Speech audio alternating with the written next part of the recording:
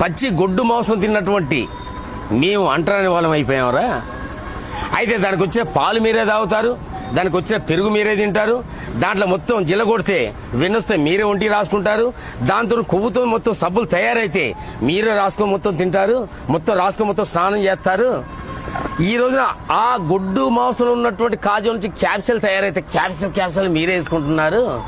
అన్ని సమస్త మొత్తం మీరు తింటూ పచ్చి గడ్డి తిన్నటువంటి గొడ్డు మాంసం తింటే మీ మాల మాదిగలో అంటరాని వాళ్ళు అస్పృశ్యమైనారా?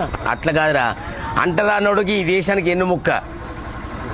ఆ ఎన్నుముక్క ఏమని చెప్పంటే, రే ఎద్దు కూర తిన్నోడే ఎంతో ముద్దుగున్నాడే, ఎద్దు కూర తిన్నోడే ఎంతో ముద్దుగున్నాడే, ముద్దా పప్పు శాకాహారి బుద్ధిహీనుడైనాడే, ఎద్దు కూర తిన్నోడే ఎంతో ముద్దుగున్నాడే, ఎద్దు కూర తిన్నోడే ఎంతో ముద్దుగున్నాడే, ఎద్దు కూర తిన్నోడే ఎరుఫులైను చేశాడు, ఎద్దు కూర తిన్నోడే బొగ్గు బాయి తవ్వాడు, ఎద్దు కూర తిన్నోడే రైలును కనిపెట్టాడు, ఎద్దు కూర తిన్నోడే ఆనకట్టగట్టాడు, ముద్దా పప్పు శాకాహారి కులాన్ని కనుగొన్నాడు, ఎద్దు కూర తిన్నోడే ఎంతో ముద్దుగున్నాడే, ఎద్దు కూర తిన్నోడే ఎంతో ముద్దుగున్నాడే.